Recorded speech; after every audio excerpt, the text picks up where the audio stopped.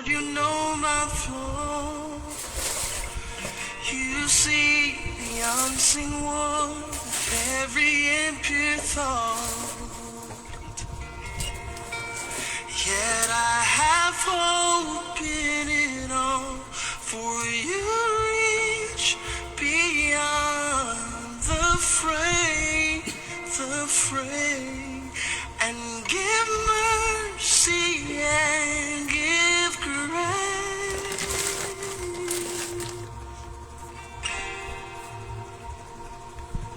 'Cause you love me anyway. I don't deserve it, and you choose me anyway. Oh, how amazing, oh, how amazing.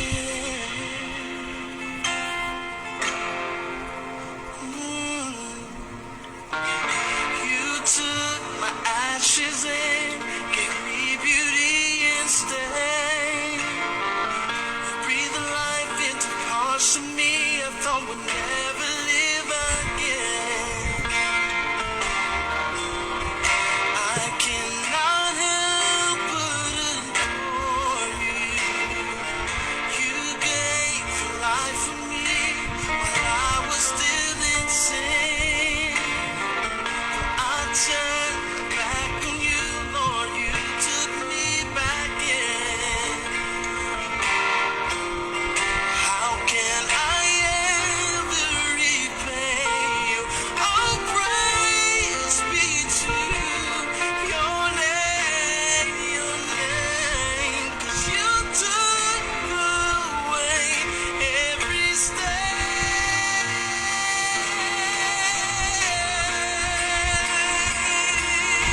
And you love me anyway. Oh, yes, you did. I don't deserve it. I don't deserve it. But you choose me anyway. Oh, how amazing. Oh, how amazing.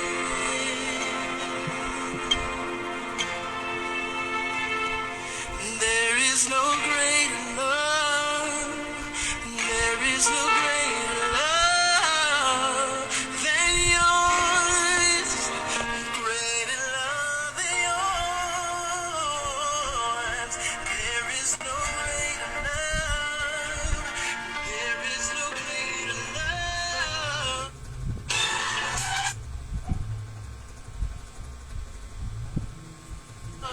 Than yours, greater love than yours. There is no greater love.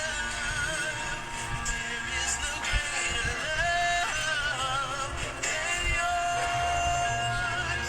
Greater love than yours. There is no greater.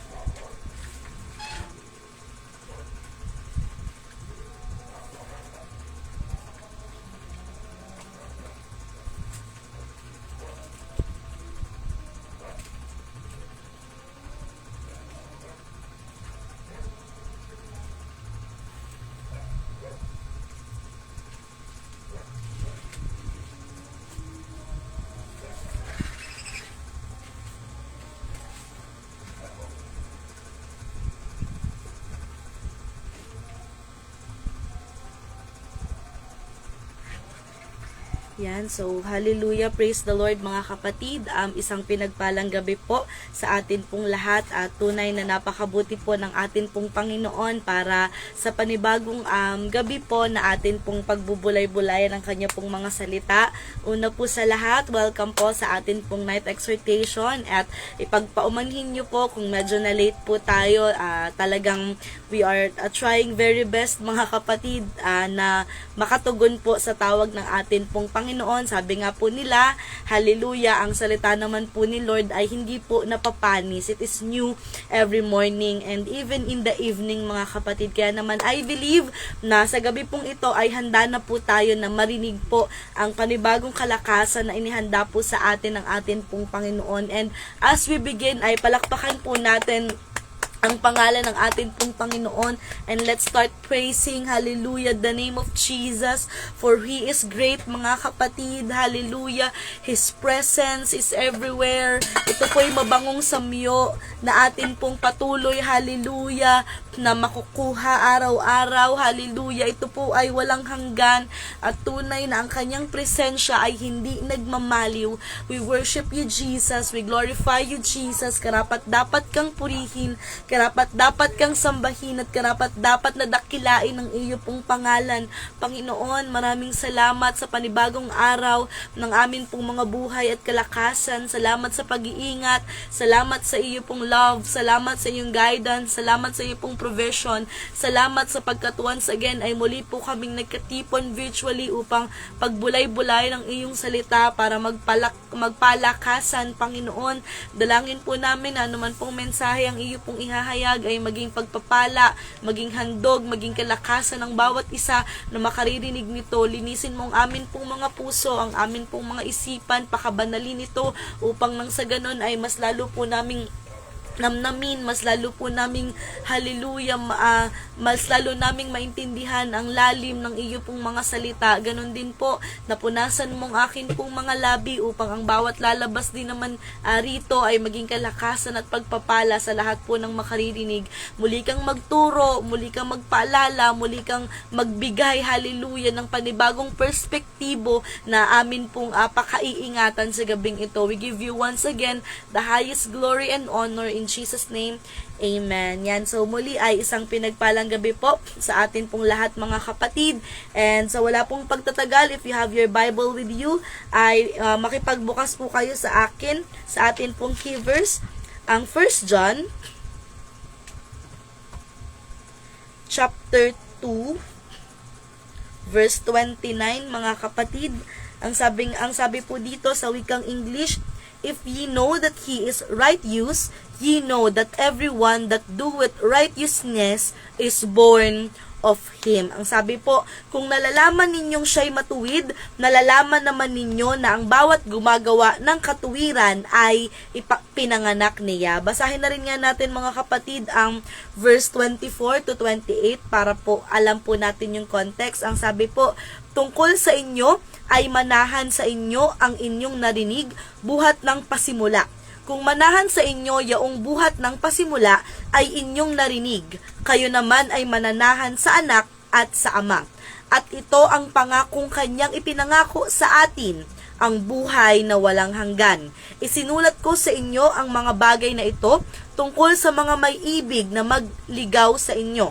At tungkol sa inyo, ang pagkapahid na sa kanya'y inyong tinanggap ay nananahan sa inyo, at hindi ninyo kailangang kayo'y turuan ng sinuman, ngunit kung paanong kayo'y tinuturuan ng kanyang pahid tungkol sa lahat ng mga bagay, at siyang totoo, at hindi kasinungalingan, at kung paanong kayo'y tinuruan nito, ay gayon kayong mananahan o nananahan sa kanya.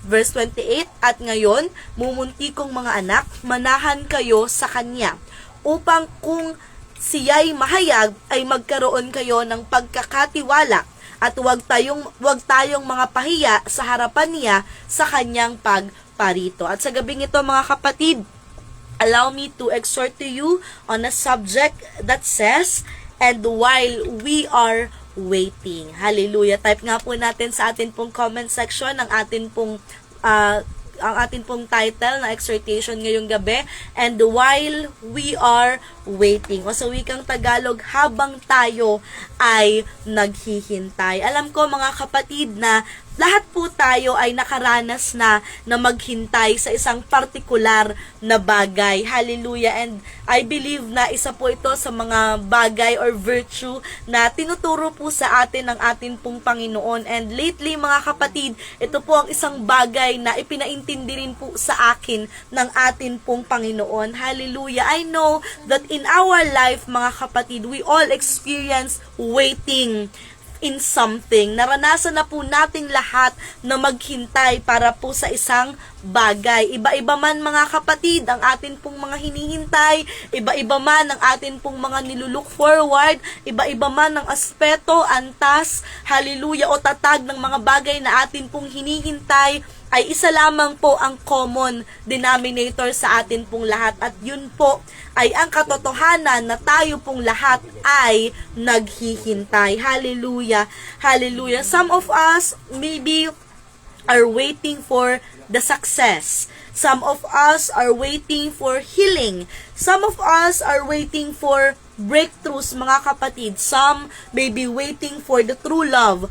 And some maybe are waiting for the right person. Iba-iba man mga kapatid ng dahilan ang atin pong mga paghihintay. Iba-iba man po tayo ng aspeto ng paghihintay, pero lahat tayo excuse me po, ay nakaranas na o nakakaranas na maghintay. And I know mga kapatid na hindi po madali na maghintay. Tunay na isa po iyan sa virtue na napakahirap na makuha, napakahirap ma-attain mga kapatid, napakahirap trabahuhin ng pasensya. Ang hirap po na maghintay. And if I were to testify, talagang masasabi ko sa inyo mga kapatid na dyan po talaga sinusubok ang akin pong pasensya. Every time na pumapasok po sa school mga kapatid, sabihin na po natin na ang oras po ng klase ko ay 10 a.m.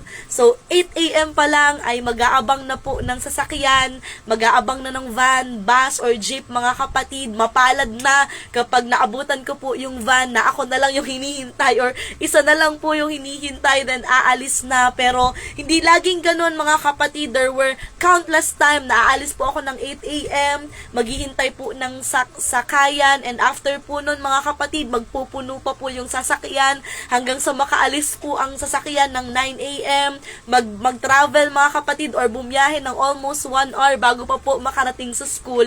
And ganun din pa uwi mga kapatid.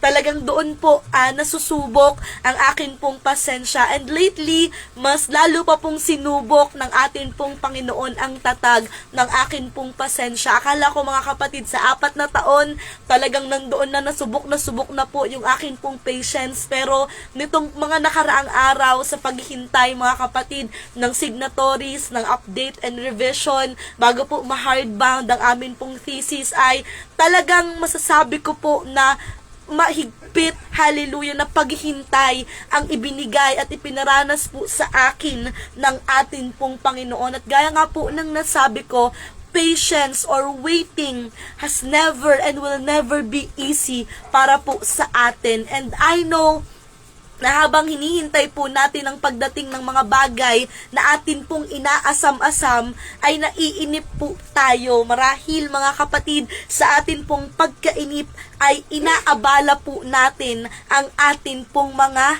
sarili. Nakaka-relate po ba tayo na marahil habang naghihintay po tayo ng jeep or ng bus, nandyan na hinihintay muna natin or inaabala po muna natin ang atin pong sarili sa pagbabasa, sa pag-scroll, sa panonood ng mga balita and whatsoever mga kapatid. Marahil habang naghihintay po tayo for our breakthrough, ay naabala po natin ang atin pong sarili sa pagtatrabaho. Habang naghihintay tayo for success mga kapatid, ay unti-unti inaabala po natin ang atin pong sarili na pinaplano kung ano ba ang mga bagay na tama at dapat para po sa atin pong mga buhay. Siguro ang iba po sa atin gumagawa muna ng maraming trabaho habang naghihintay ng tagumpay, samantalang ang iba naman nag-aaral muna ng mabuti habang hinihintay ang tamang pag-ibig na sa kanila ay magpapasaya. And while we are waiting mga kapatid, we tend to do other things para po maiwasan ang makaramdam ng pagkainip. Marahil sa mundong atin pong ginagalawan, hallelujah, at habang nasa pisikal na laman po tayo, ay napakaraming bagay pa ang atin pong hinihintay. Kung talagang paghihintay lang, kung talagang waiting lang, kung talagang waiting season lang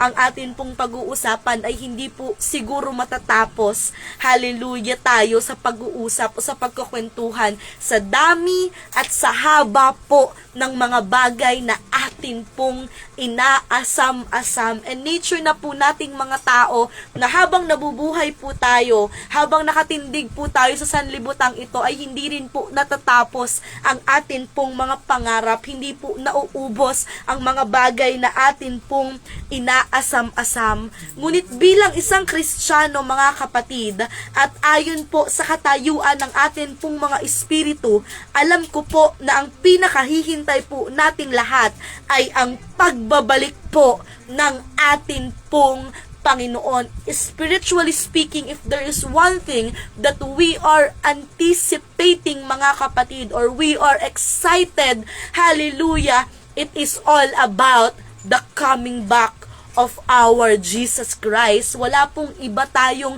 pinakahihintay, kundi po ang pagbabalik po ng atin pong Panginoon. Inaaral po natin yan sa Sunday School, kung kailan ba talaga ang tamang pagbabalik, hallelujah, o ano ba talaga yung mga signs na magpapatibay, magpapatunay, magbibigay ng aliw sa atin na babalik na ang atin pong Panginoon. We are reading the Bible, we are reading and hearing many preachings talking about the second coming of our Jesus Christ. At sa atin pong paghihintay mga kapatid, nandoon na tayo po'y nananabik, nandoon mga kapatid ang pag-aasam na muli po nating makasama ang Diyos sa Kanya pong pagbabalik. I know that we are all waiting for His coming. We are all excited to see Him face to face. Sino ba namang hindi? Sino ba namang hindi mananabik mga kapatid na makita ng mukhaan ang Diyos na kailanman ay hindi po nagkulang. We are all wondering to feel His presence, at alam ko pong 100% po nating pinananabikan ang pagbabalik po ng atin pong Panginoon. Walang duda, walang pag-aalinlangan. Alam ko po na hinihintay po nating lahat na muli pong bumalik ang atin pong Panginoon. At gaya nga po ng sinabi ko, we must admit mga kapatid na hindi po madali ang maghintay. Hindi po madali mga kapatid ang hintayin ng isang bagay na atin pong inaasam-asam. Physically speaking, mahirap. Pero lalo't higit pong mahirap maghintay spiritually. Hallelujah, hallelujah. Hindi po madaling maghintay sa pagdating po ng atin pong Panginoon. We must admit that. Kailangan po nating maging tapat or aminin po sa atin pong mga sarili that there are many times, many instances na naiinip po tayo, hallelujah, sa tagal po ng pagdating ng atin pong Panginoon. Marahil sabihin po ng mga elders dyan na 1990s pa lang, sinasabi na nalalapit na ang pagdating ng Panginoon. Marahil sabihin po ng iba dyan na, sister, 5 years ago, na-preach na yan, babalik ang Diyos, pero 2026 na, wala pa rin, hindi pa rin siya dumadating. Marahil marami po tayong dahilan kung bakit po tayo naiinip sa pagbabalik po ng atin pong Panginoon. And tonight, let me ask you, hallelujah, mga kapatid, and I want you to write your answer sa atin pong comment section. Let me ask you, ano po ba ang ginagawa po natin habang hinihintay po natin ang pagbabalik ng atin pong Panginoon? And while we are waiting, ano po ba ang mga bagay na atin pong pinagkakaabalahan habang hinihintay po natin ang pagbabalik ng atin pong Panginoon? Kung darating po ang Diyos ngayong gabi, saan po kaya niya tayo matatagpuan? Anong aspeto po kaya ng buhay natin tayo matatagpuan ng atin pong Panginoon. And while we are waiting, ano po ang mga bagay na pinagtutuunan po natin ng pansin? Matagpuan po kaya niya tayong nagtatapat, mga kapatid? Matagpuan niya po kaya tayong mainit sa atin pong pananampalataya? Matagpuan kaya niya tayo sa kanya pong paanan habang nananalangin? O gaya po ng karamihan, ay matagpuan niya po tayo na gumagawa ng katampalasanan. O gaya marahil ng iba, mga kapatid, ay matagpuan niya rin po tayo na malamig sa atin pong mga pananampalataya. Ang gaya po ng atin pong naging example kanina, physically, marami po tayong ginagawa para po hindi tayo mainip sa tuwing tayo po'y naghihintay. Gumagawa po tayo ng paraan para po aliwin ang atin pong sarili. And spiritually speaking, mga kapatid, marami pong iniaalok ang mundo para po aliwin natin ang atin pong mga sarili sa pagbabalik po ng atin pong Panginoon. That's why tonight, the Lord is asking us, ano po ang mga bagay na nag-aaliw sa atin habang hinihintay po natin ang atin pong Panginoon? Ano-ano ang mga bagay na atin pong pinagkakaabalahan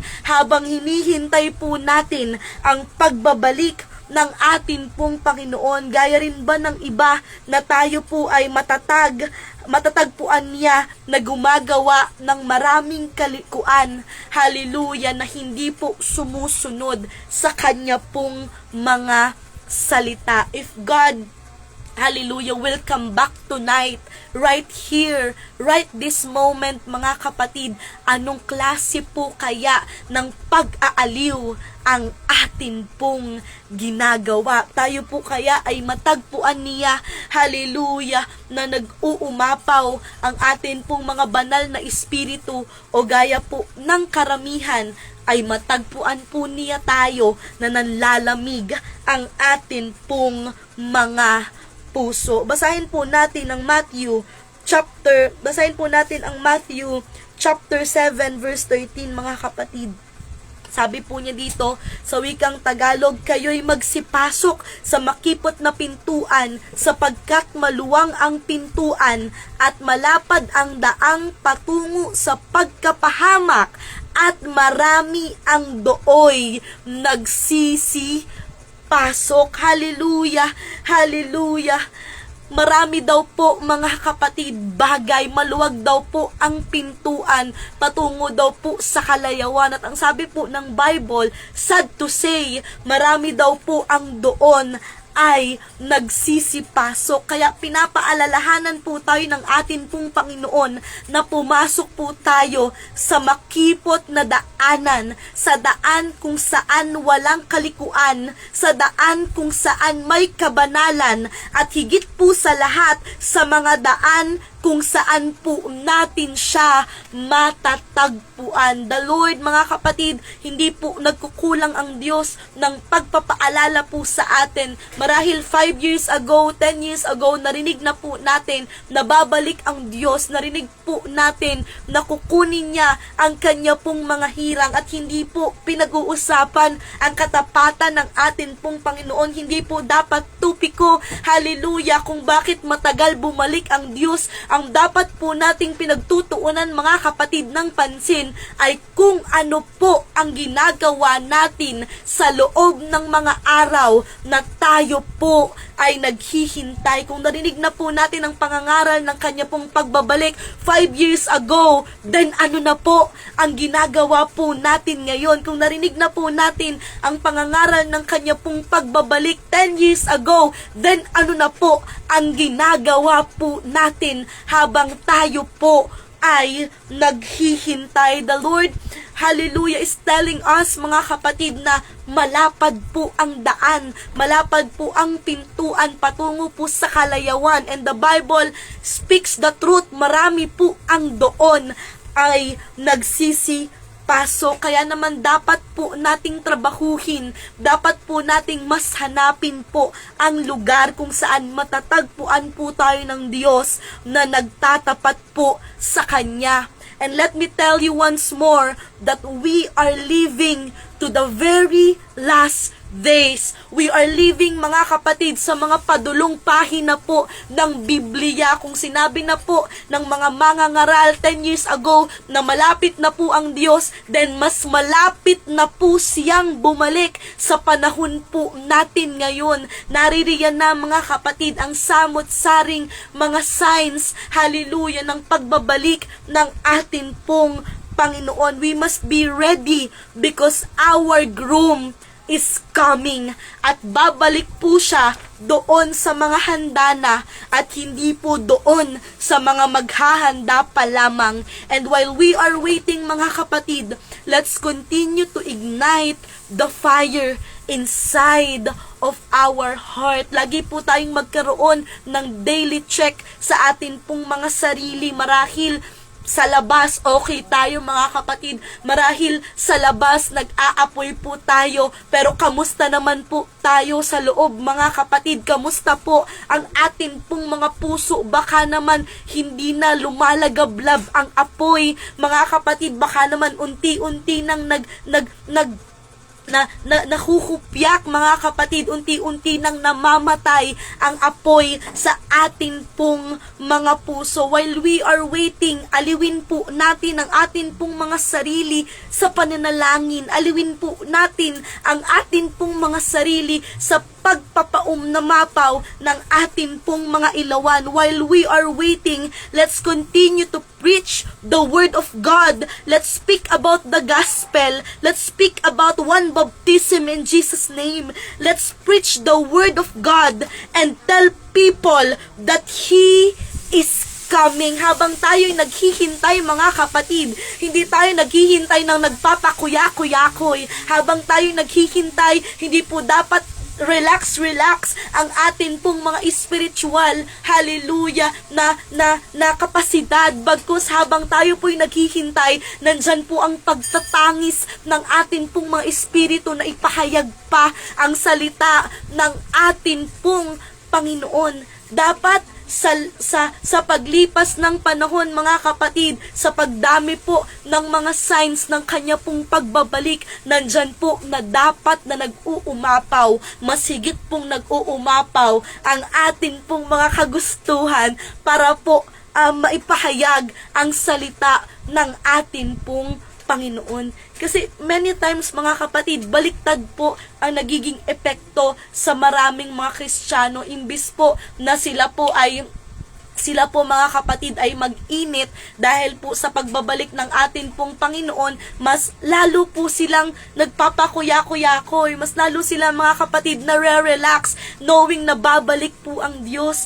Dapat, mga kapatid, mas lalo po tayong nag-iinit, mas lalo po nating ipinahahayag, hallelujah, ang salita po ng atin pong Panginoon. While we are waiting, ay mas naisin po natin na maging perfecto, or hindi man, mga kapatid, close to perfection, close to holy, hallelujah, kasing holy ng atin pong Panginoon. Hindi man natin ma-achieve na 100% na perfecto at walang dungi sa harap ng atin pong Panginoon, then by all means, day by day, ay sikapin po natin na mapalapit po sa kaluwalhatian ng atin pong Panginoon. Let's all observe and believe in the Holy Ghost with the evidence of speaking in tongues, mga kapatid. Dapat habang naghihintay po tayo sa atin pong Panginoon, nandyan na nag-uumapaw din po ang atin pong mga Espiritu Santo na kaloob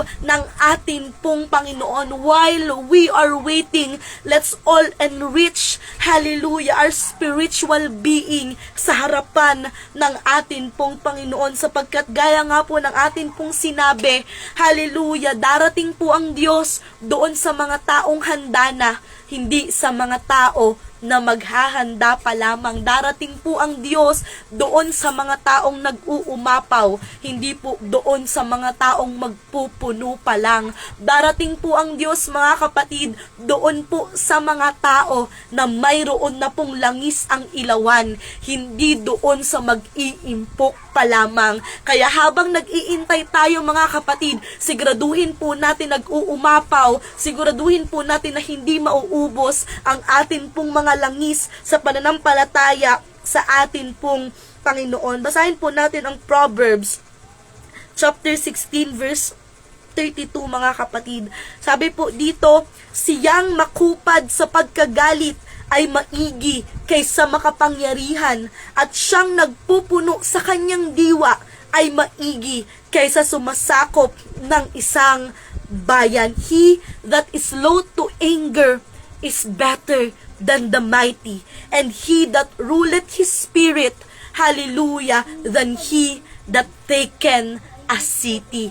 Daig po mga kapatid natin na naghihintay sa Diyos ang mga tao na pinipiling mag-impok ng pisikal na kayamanan. Daig po ng taong naghihintay sa Diyos, hallelujah, ang tao na makamit man niya ang lahat ng yaman sa mundo, ngunit kung mawawala naman po ng kabuluhan ang kanyang kaluluwa, ay wala rin pong kabuluhan ang kanya pong buhay. Though hindi naman po tayo sinasabihan na wag na tayong mag-aral or magtrabaho, hindi naman tayo sinasabihan mga kapatid na wag na tayong makahalubilo sa sanlibutang ito, but the Lord is reminding us na sa kanya pong pagbabalik, kukunin niya ang mga nagliliyab at hindi ang mga maligamgam na lamang mga kapatid. Kukunin po ng Diyos ang mga tao na inaliw ang kanila pong mga sarili sa kanya pong presensya at hindi po sa sanlibutang ito.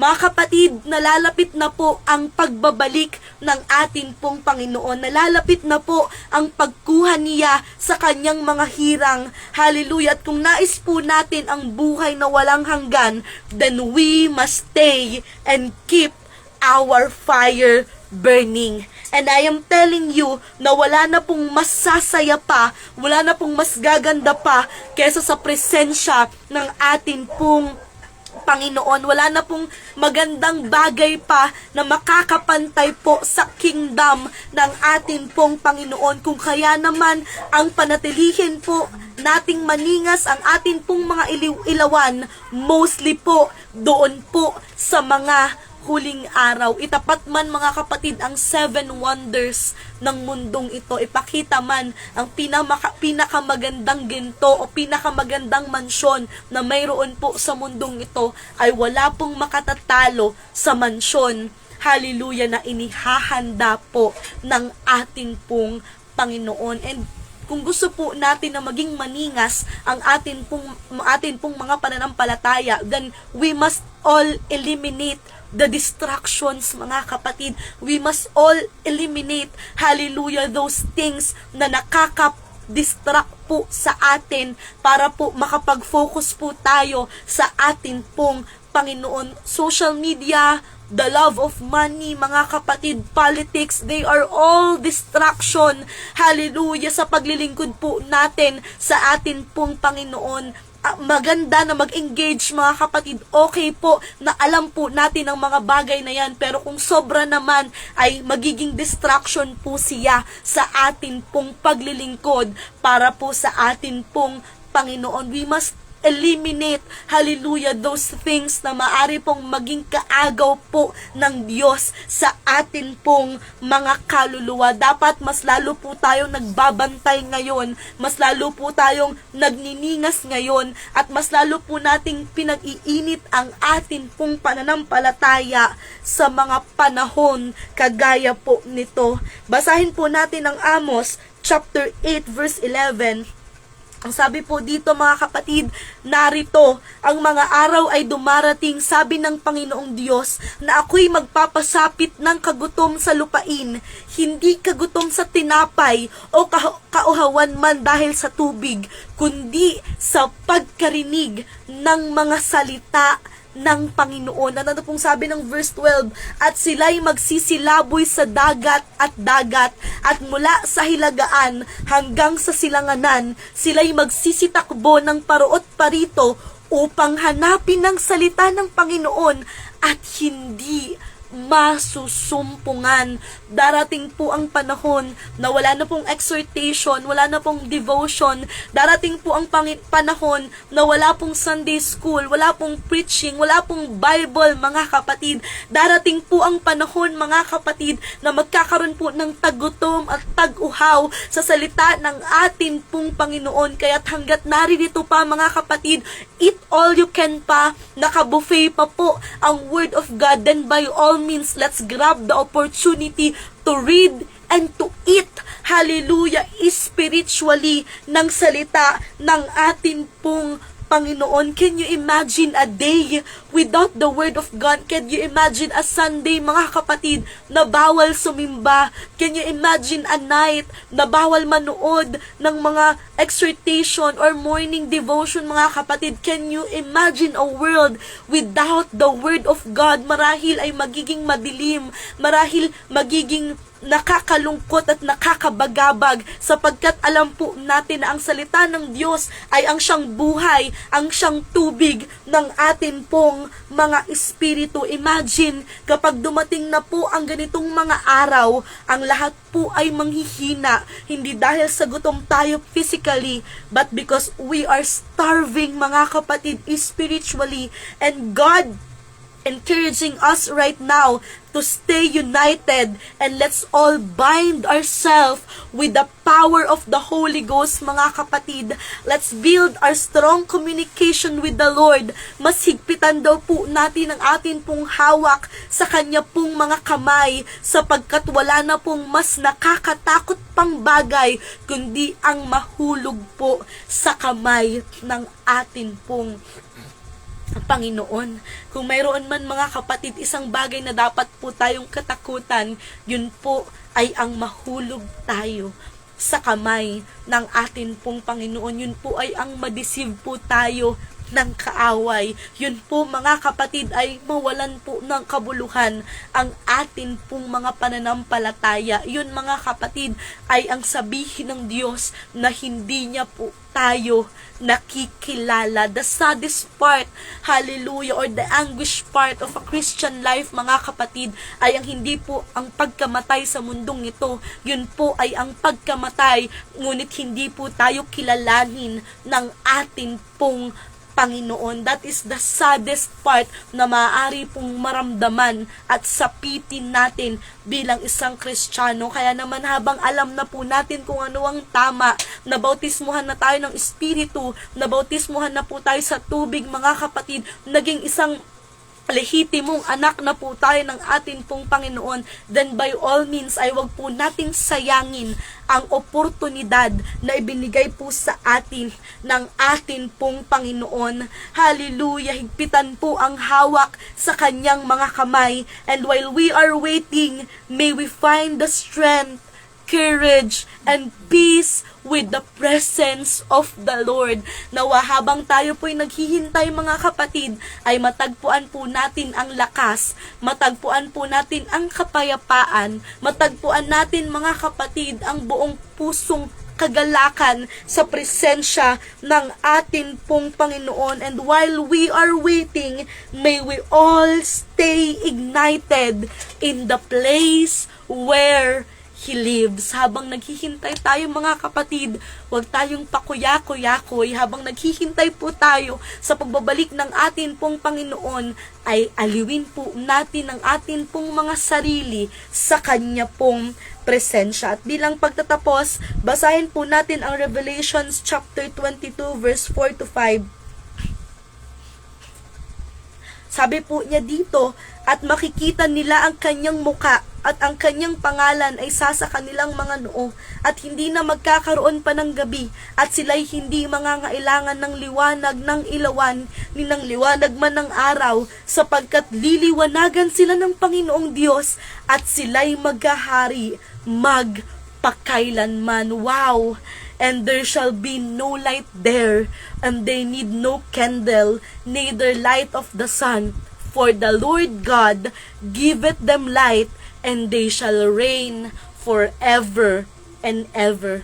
If we want heaven, mga kapatid, hintayin po natin at aliwin po natin ang atin pong mga sarili sa presensya po ng atin pong Panginoon. And while we are waiting, let's all find, hallelujah, it in the presence of the Lord. God bless us all, mga kapatid. Pagpalain po tayong lahat ng atin pong Panginoon, at siya na po nagtatapos ang atin pong night exhortation. And sa mga oras na to ay manalangin po tayo. Palakpakan po natin ang atin pong Panginoon. Hallelujah.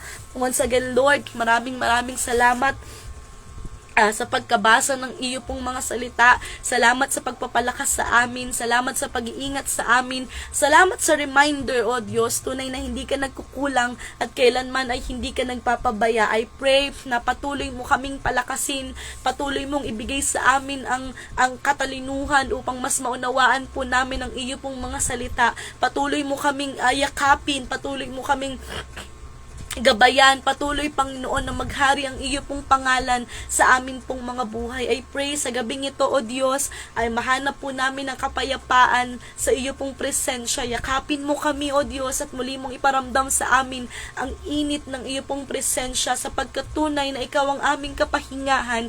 Ikaw ang nag-iisang Diyos na amin pong kinapapanabikan, at bigyan mo kami ng bagong lakas upang harapin, Panginoon, ang bagong pagsubok kinabukasan. I also pray na pagpalain ang lahat po ng nakarinig at makakarinig pa ng iyo pong salita. Pagpalain mo pa ang amin pong live streaming.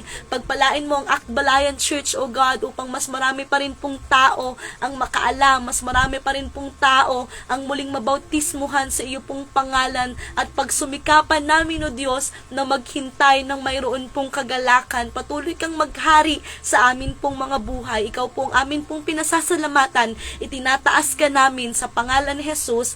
Amen. Hallelujah, hallelujah. God bless us all, mga kapatid. See you all tomorrow sa atin pong under night prayer meeting. God bless us all. Ingat po kayo. Bye-bye.